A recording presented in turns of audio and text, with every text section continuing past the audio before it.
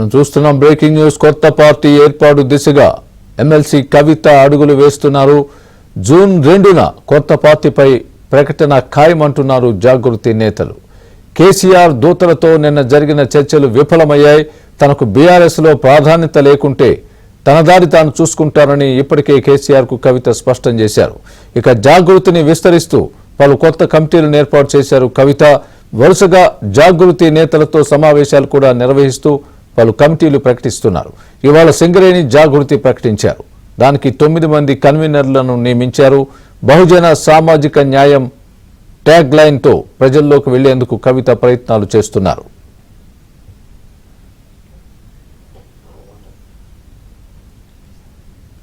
ఇదే అంశానికి సంబంధించి పూర్తి అప్డేట్ మా తెలంగాణ బ్యూరో ఇన్ఛార్జ్ నవీన్ చెప్తారు. నవీన్, చెప్పండి, కవిత కొత్త పార్టీ దిశగా అడుగులు వేస్తున్నట్లుగా మనం భావించవచ్చా ఈ జరుగుతున్నటువంటి అప్డేట్స్ చూస్తే?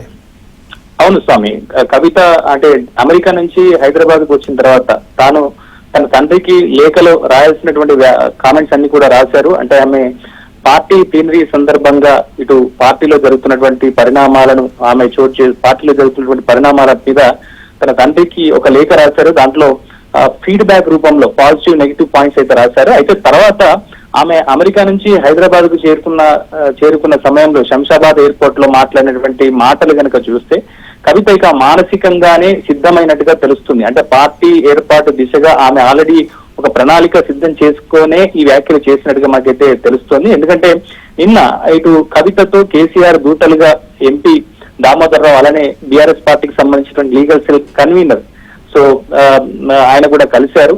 సో కలిసినటువంటి నేపథ్యంలో దాదాపుగా 3 గంటల పాటు భేటీ జరిగింది. సో ఈ భేటీలో కూడా కవిత తనకు జరిగినటువంటి అన్యాయాన్ని, పార్టీలో జరుగుతున్నటువంటి పరిణామాల మీద ఆమె చాలా స్పష్టం చేసినట్టుగా తెలుస్తుంది. సో కేసీఆర్ తో కూడా ఫోన్ లో కవిత మాట్లాడినట్టుగా మనకు తెలుస్తుంది. దాంట్లో కూడా ఆ పార్టీలో తనకు ప్రాధాన్యత లేకుండా పోయింది, ఇక ప్రాధాన్యత వస్తుందనేటువంటి ఆశలు కూడా తనకు లేవు అని చెప్తూనే ఆమె మాట్లాడినట్టుగా తెలుస్తుంది. సో మొత్తం మీద కవిత అంటే ఆమె అమెరికా నుంచి వచ్చినప్పటి నుంచి ఈ రోజు వరకు ఎక్కడ కూడా తన జాగృతి సంస్థకు సంబంధించిన కార్యకర్తలు కానీ ఇతరులు ఎవరిని కూడా కలవలేదు. కానీ ఇవాటి నుంచి ఆమె తన నివాసంలో వరుసగా సమావేశాలు నిర్వహించబోతున్నారు. సో ఇవాళ సింగరేణి కార్మిక సంఘాలకు సంబంధించి ఇటు బొగ్గుగని కార్మిక సంఘాలకు సంబంధించినటువంటి జాగృతి కార్యకర్తలతో ఇవాళ భేటీ అయ్యారు. సో ఇప్పటికే బీఆర్ఎస్ పార్టీ తరఫున తెలంగాణ బొగ్గుగని కార్మిక సంఘం అంటూ ఉంది.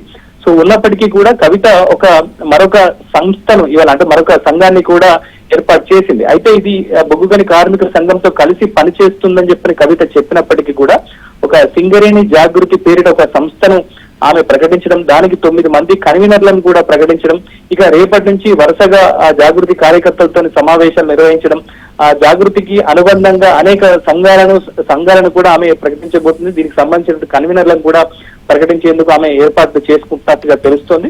సో మరోవైపు ఇవాళ కవిత నివాసానికి వచ్చినటువంటి కార్యకర్తలతో కానీ లేదా కొంతమంది ఆమెకు దగ్గరగా ఉండేటువంటి అనుచరులు కావచ్చు లేదా జాగృతిలో కీలకంగా పనిచేసేటువంటి నేతలంతా కూడా చెప్తున్నారు ఇక బీఆర్ఎస్ పార్టీ నుంచి కవిత పూర్తిగా బయటికి వచ్చినట్టేనని, ఇక మానసికంగా ఆమె తన దారి తాను చూసుకునేందుకు సిద్ధపడ్డట్టుగా కూడా వాళ్ళంతా కూడా చెప్తున్నారు. అయితే జూన్ 2వ తారీఖున ఈ కొత్త పార్టీ ప్రకటన మీద, కొత్త పార్టీ ఏర్పాటు మీద కవిత ఒక ప్రకటన చేసేటువంటి అవకాశాలు ఉన్నట్టుగా తెలుస్తుంది. తెలంగాణ జాగృతి పేరిట ఇప్పటికే ఒక 2-3 పేర్లతోని కేంద్ర ఎన్నికల సంఘం దగ్గర కూడా రిజిస్ట్రేషన్స్ కూడా జరిగినట్టుగా చెప్తున్నారు.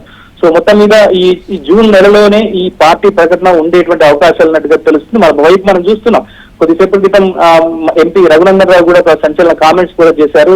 కవిత కాంగ్రెస్ లోకి వెళ్ళదు, ఆమె జూన్ 2న ఖచ్చితంగా కొత్త పార్టీ ప్రకటన చేస్తుందని చెప్పేసి కూడా ఆయన ఒక ప్రకటన చేశారు. మరోవైపు కవిత చర్యలు కూడా చూస్తుంటే ఇక తన దారి తాను చూసుకునేందుకు ఆమె సిద్ధమైనట్టుగా తెలుస్తుంది. దానిలో భాగంగానే ఇక వరుసగా జాగృతి నేతలతో ఆమె తన నివాసంలో సమావేశాలు నిర్వహించబోతున్నారు. కొత్త పార్టీకి సంబంధించినటువంటి విధానాలు కావచ్చు, దాని ఎజెండాకు సంబంధించి కూడా ఆమె చర్చలు జరుపుతున్నట్టుగా తెలుస్తోంది. సో ఆమె ఇప్పటికే ఆమె ఒక సంచలనమైనటువంటి ప్రకటన చేశారు.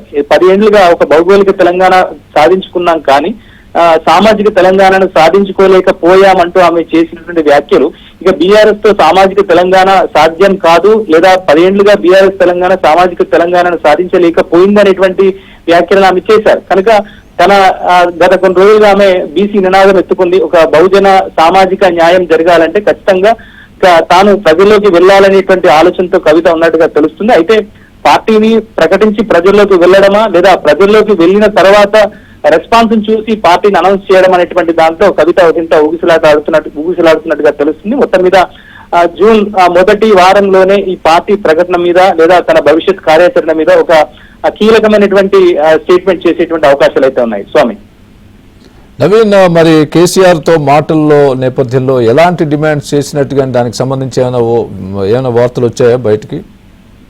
అంటే ఆమె ఒకటే విషయాన్ని స్పష్టం చేస్తుంది. ఇక బీఆర్ఎస్ పార్టీలో కేసీఆర్ కుమార్తెగా ఉన్నటువంటి తనకే ఇంత అన్యాయం జరిగితే, తన మీదనే ఇంత కుట్రలు జరిగితే, కేసీఆర్ చుట్టూ కోవట్టులుండి తనకు అన్యాయం జరుగుతుంటే ఇక పార్టీలో మిగతా వాళ్ళకి ఎట్లాంటి పరిస్థితి ఉంటుంది అని చెప్పేసి కూడా కవిత చెప్పింది. ఇక పార్టీలో తనకు న్యాయం జరగదు అని ఆమె భావించిన తర్వాతనే ఇట్లాంటి కామెంట్లు చేస్తున్నట్టుగా మనకు అర్థమైంది. ఎందుకంటే ఈ స్థాయిలో కేసీఆర్ కుమార్తెగా ఆమె ఈ వ్యాఖ్యలు చేసిందంటే దీని పరిణామాలు ఎట్లా ఉంటాయో ఆమె అర్థం చేసుకుని ఉండకుండానే ఈ వ్యాఖ్యలు అయితే చేసి ఉండదు. కనుక అన్ని ఆలోచించి అన్ని బేరీజీ వేసుకొని భవిష్యత్ ప్రణాళికను రూపొందించుకొని దానికి సంబంధించినటువంటి ఎగ్జిక్యూషన్ కూడా ఎట్లా ఉండాలో ఆలోచించుకున్న తర్వాతనే ఇక చివరి ప్రయత్నంగా లేఖ రాయడం కావచ్చు, లేదా కేసీఆర్ చుట్టూ దయ్యాలున్నాయి అనేటువంటి కామెంట్లు చేయడం కావచ్చు, లేదా పార్టీలో జరుగుతున్నటువంటి పరిణామాల మీద ఆమె మాట్లాడడం కావచ్చు. ఇవన్నీ కనుక చూస్తుంటే మాత్రం పక్క ఆమె ఒక ప్రణాళికతో ముందుకు కదులుతున్నట్టుగా తెలుస్తుంది. సో నిన్నటి వరకు విశ్రాంతి తీసుకున్నారు తన నివాసంలో. సో ఇవాటి నుంచి ఆమె గ్రౌండ్ వర్క్ చేస్తున్నట్టుగా తెలుస్తుంది. ఎందుకంటే ఇప్పటికే తెలంగాణ జాగృతి పేరిట ఒక 6 కన్వీనర్లను కూడా ఆమె నియమించారు. సో దాంట్లో దాదాపుగా అందరినీ కూడా ఇటు బీసీ సామాజిక వర్గాలకు సంబంధించిన వాళ్ళని కన్వీనర్లుగా ఆమె ప్రకటించారు. సో ఇప్పుడు కొత్తగా తెలంగాణ సింగరేణి జాగృతి అనేటువంటి సంస్థను ఏర్పాటు చేయడం, దానికి 9 మంది కన్వీనర్లను కూడా నియమించడం. సో రేపటి నుంచి వరుసగా ఇక అన్ని అనుబంధ సంఘాలను కూడా ఆమె ప్రకటించేందుకు సమయమత్తం అవుతున్నటువంటి పరిస్థితి కనిపిస్తుంది.